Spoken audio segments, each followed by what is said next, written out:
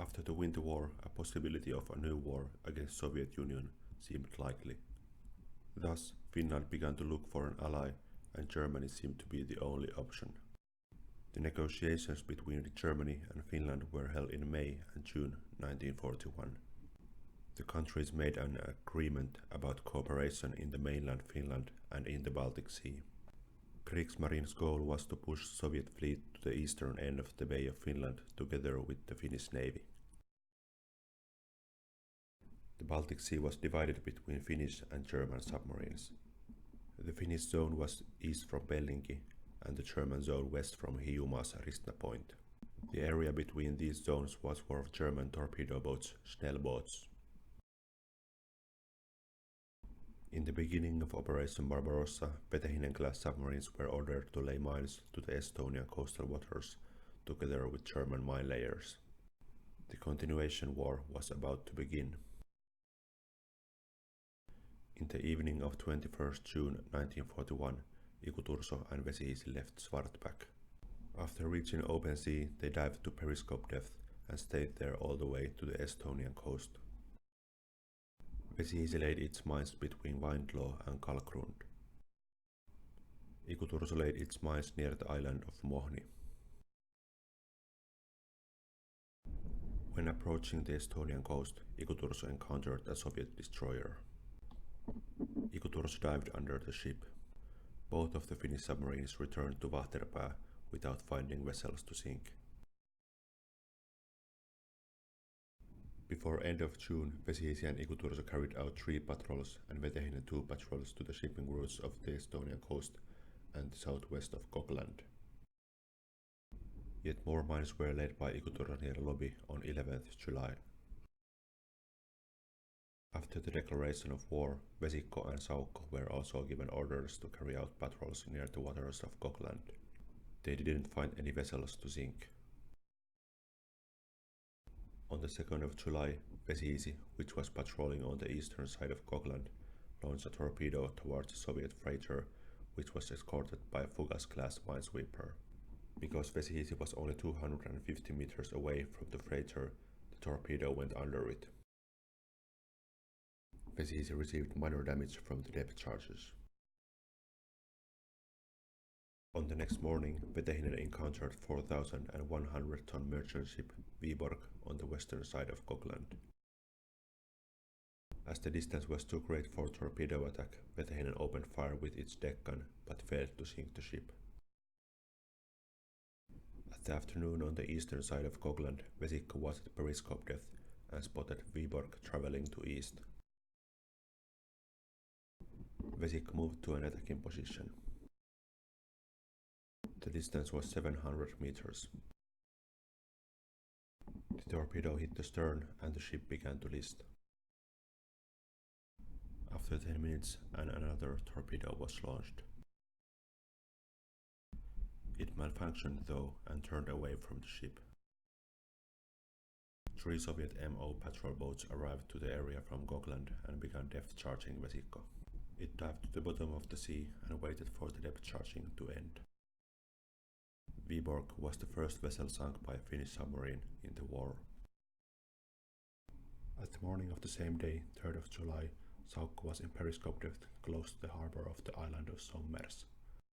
Saukko approached island's mine pier, where 2 patrol vessels were anchored. All noise-generating machines, including air cleaner, were switched off. After patrolling for a while and looking for bigger targets, the captain decided that the 2 patrol boats are good enough.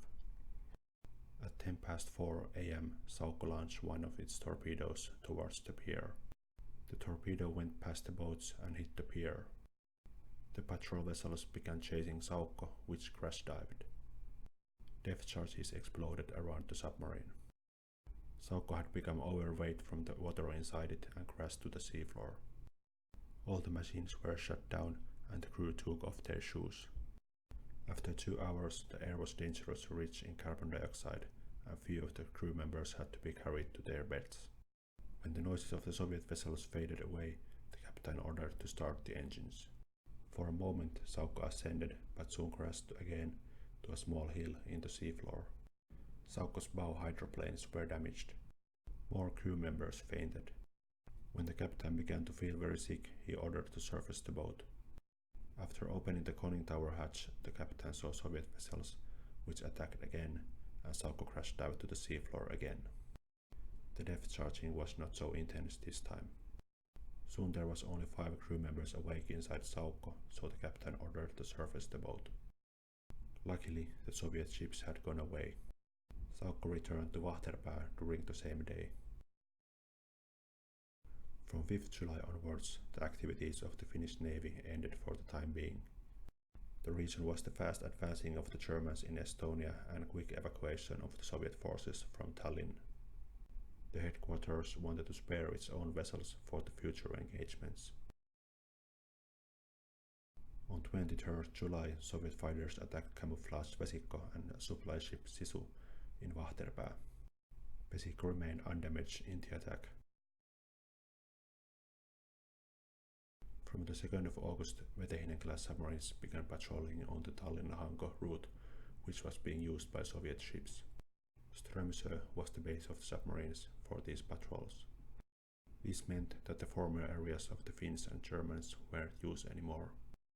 Only one submarine at a time was used because of high amount of minefields in these waters. Thus, on 2nd of August, Vesiisi led mines to the eastern side of Osmussaar. On 3rd of August was Vetehinen's turn, which encountered Soviet M and Shuka-class submarines, escorted by Fukas-class minesweeper and MO patrol vessels. Vetehinen launched a torpedo towards Shuka-class submarine, but missed. On 5th August, Vesiisi was patrolling near Paldiski. On the northwestern side of Pakri Islands, a Soviet convoy was spotted traveling to Hanko. The merchant ship Hilda was escorted by 2 T-class minesweepers and 2 MO patrol vessels. Weather was clear and surface smooth as glass, so Vesiisi's periscope could be easily spotted. Despite this, attack preparations began inside Vesiisi. It dived under the patrol vessels and ascended to periscope depth. The attack periscope was raised, and both of the boat torpedoes were launched from 700-meter distance. However, the crew didn't hear any explosions. Vesiisi dived to 30 meters. Depth charges exploded. Vesiisi dived to 50 meters. More explosions. The captain gave an order to dive to the seafloor. After 1 hour, there were no more sounds from the Soviet ships. Thus, Vesiisi surfaced. It received light damage from the depth charges.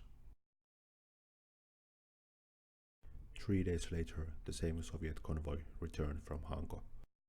Vetehinen was waiting for them near the port. It dived underneath the escort ships and launched 2 torpedoes towards Hilda from 500 meters. The torpedoes missed. The Soviets began depth charging Vetehinen, but it didn't receive any damage. Vesikko carried out 2 patrols between Helsinki-Tallinn region and Saukko 1, but neither of them encountered any targets. Vetehinen-class submarines had carried out 16 patrols to the region between Hanko and Paldiski. During August, the Germans began an intensified submarine hunt, which meant an end for the Finnish submarine activities for the time being. The Soviet fleet left Tallinn 28th to 30th August and suffered heavy losses from the minefields near Juminda Peninsula. The Finnish submarines didn't join the harassing of the evacuation. On September, naval warfare mostly ended on the Bay of Finland, and the Finnish submarines practiced near Helsinki. On the mid-October, Soviet Union decided to evacuate the naval base of Hanko because supplying it was almost impossible from besieged Leningrad. Ikuturso, Vetehinen and Saukko were ordered to engage the evacuating convoys. In late November and early December, Vetehinen and Ikuturso patrolled between Helsinki and Keri Island at night time. Saukko was doing the same at daytime. A huge convoy was scattered to Kronstadt. It was meant for evacuating Hanko. The convoy reached Hanko without losses, and fully loaded ships began their journey back, divided into two groups, in the evening of 2nd of December. Few days earlier, Vetehinen tried to attack a smaller convoy traveling from Gotland to Hanko. Despite bright moonlight, there wasn't enough light for an attack, and the captain abandoned the attack plans. On 2nd of December, the captain of Vetehinen decided to attack a convoy traveling from west near Mäkiluoto. The captain decided to attack on surface. Vetehinen advanced on full speed and opened fire with its deck gun. The Soviets opened fire as well. However, the flashes of the Vetehinen's deck gun blinded its own crew so much that aiming of the torpedoes became disrupted. Both torpedoes missed the merchant ship. Vetehinen turned 180 degrees and launched both of its aft torpedoes, which also missed. More Soviet ships appeared from the west, but Vetehinen had to return to Helsinki, as it had launched all of its torpedoes. Ikuturso was also present, but could only watch convoys traveling to east. Saukko didn't encounter any Soviet convoys because it patrolled only at daytime, and the convoys traveled only at night time. The Soviet Baltic fleet had been pushed into Kronstadt. The results of Soviet submarine activity were small scale. Also, 29 of them were lost. The only vessel sunk by the Finnish submarines in 1941 was Viborg, which was sunk by Vesikko.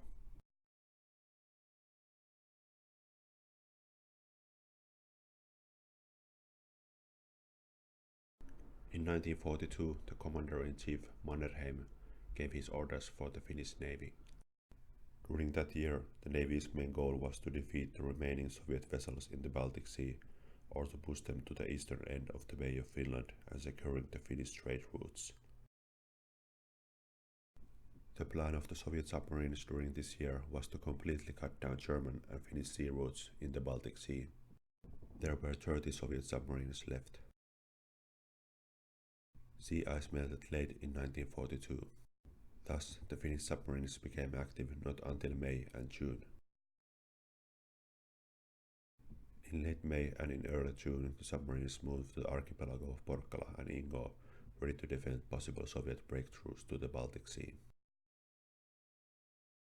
The Soviet activity was low apart from air attack to Suomenlinna, Helsinki, on 29 August, where Vetehinen was being repaired.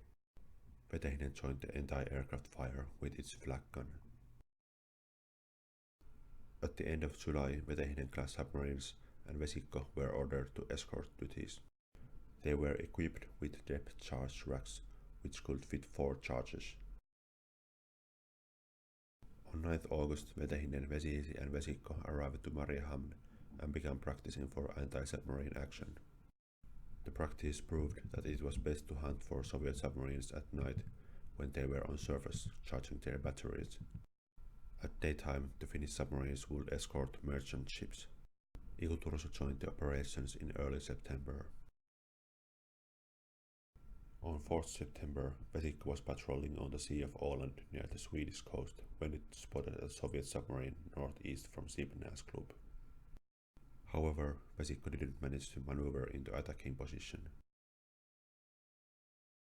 In the evening of 21st October, Vesiisi was patrolling northeast from Lokskär. At 7:26 p.m., a dark spot was spotted in southwest, moving to northeast. Vesiisi headed towards the target at full speed. It was soon recognized as a submarine. When Vesiisi was 2,000 meters away from the target, the captain ordered to launch one of the bow torpedoes. After 2 minutes, there was still no explosion. Therefore, deck gun was taken into action. 2 rounds hit the Soviet submarine bow. After that, the torpedo hit suddenly submarine's aft.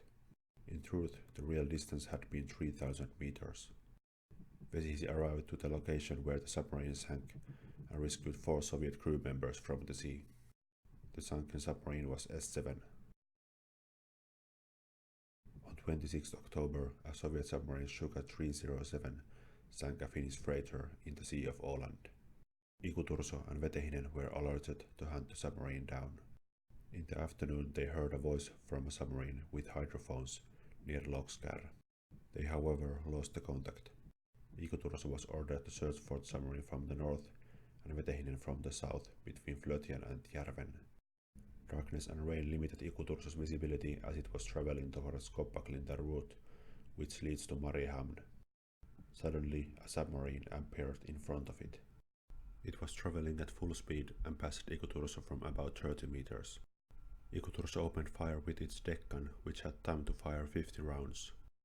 The target was nothing else than Shuka 307. It managed to escape from Ikuturso.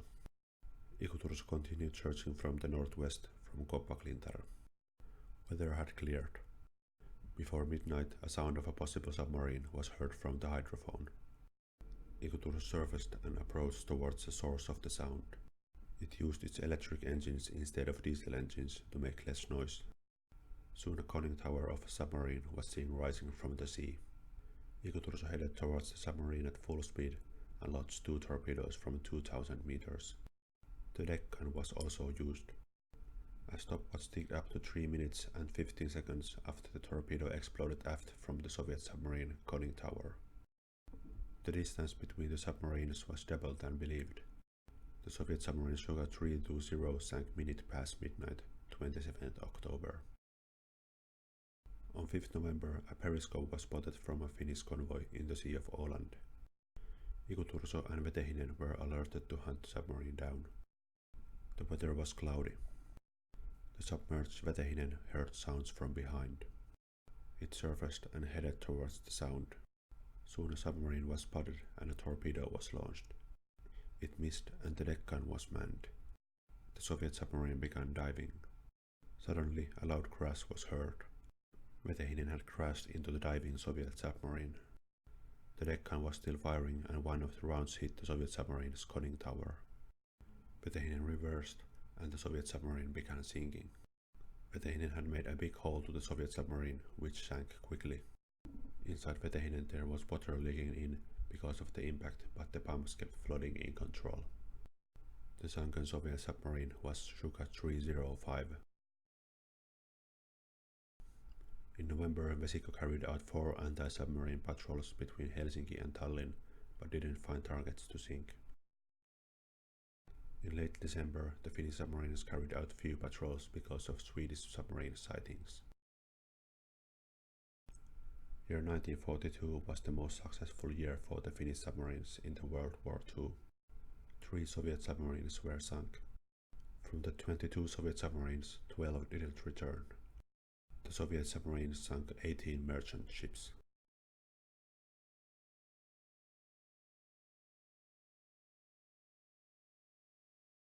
In May 1943, the German Operation Walrus began. The goal of the operation was to block the whole Bay of Finland with 2 new minefields and anti-submarine nets. Almost 200 ships joined the laying of the nets, and by early June, a consistent anti-submarine net extended from Porkkala to Naissaar. The double-layered net was 30 nautical miles long and 60 to 90 meters high. 3 hydrophone stations were established for detecting submarines. Thus, not a single Soviet submarine managed to travel to the Baltic Sea during 1943. 5 submarines sank trying to get through the net. During this year, Finnish submarines practiced a lot, as there weren't Soviet targets to engage.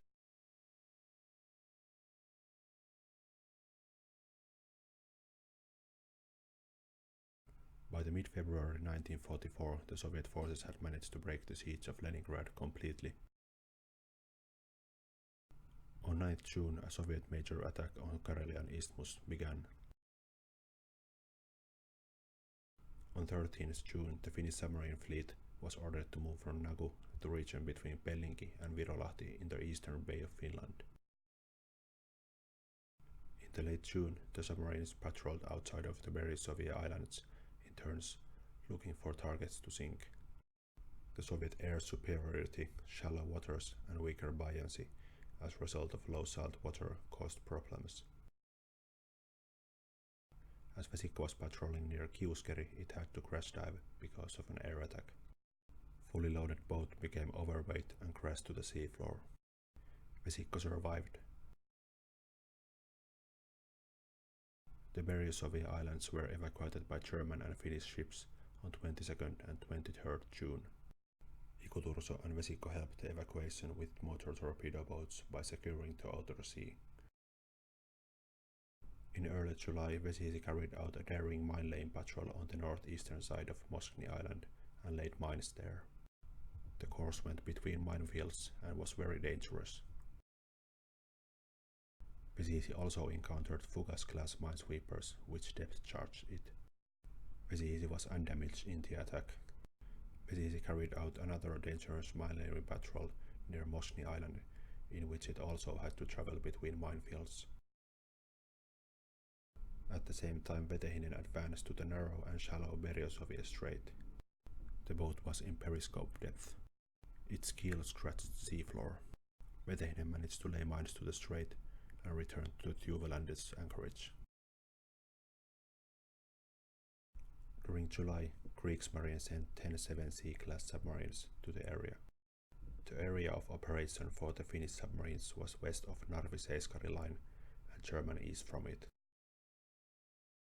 On 23rd August, Ikuturso left Ristholma and arrived near the harbor of Moskni Island, which was being used by Soviet supply ships. Next morning, Ikuturso advanced towards the harbor submerged. The captain saw a merchant ship in the harbor. Unfortunately, there was only 1 to 2 meters of water under Ikuturso's keel. It turned 180 degrees and was ready to launch aft torpedoes. Suddenly, an explosion was heard and the crew felt that the boat was stuck. It had run into an anti-submarine net. The sound came from an alarm explosive. Eventually, Ikuturso managed to break free from the net. So, Ikuturso began its journey back to Pellinki. On 31st August, Vesikko carried out its last patrol in an area between Sommers and Gotland. During the same day, Vetehinen was about to carry out a patrol near Moskni Island. The goal was to sink a big supply ship sighted at the harbor. The patrol had to be cancelled because of heavy storm. When Vesisi returned to Emasalo on 2nd of September, there were no more upcoming patrols for any of the Finnish submarines. The continuation war was about to end. An armistice between Finland and Soviet Union came into effect in the morning of 4th September 1944. The sinkings done by the Finnish submarines were non-existent during the last year of the war. On the eastern bay of Finland, their actions were complicated by shallow waters, long distances, numerous minefields, and Soviet air superiority. On the other hand, no Soviet submarines were sent to break through to the west. Also, the Soviet capital ships stayed at Kronstadt. The Lapland War followed. Finland was forced by the Allies to drive the German forces away from Finland. The Finnish submarines were ordered to move to Nagu for a possible German invasion to Åland. After that, the submarines didn't carry out any patrols. In 1945, the Allies banned the submarines from Finland as they were seen as unnecessary for the defense of the country.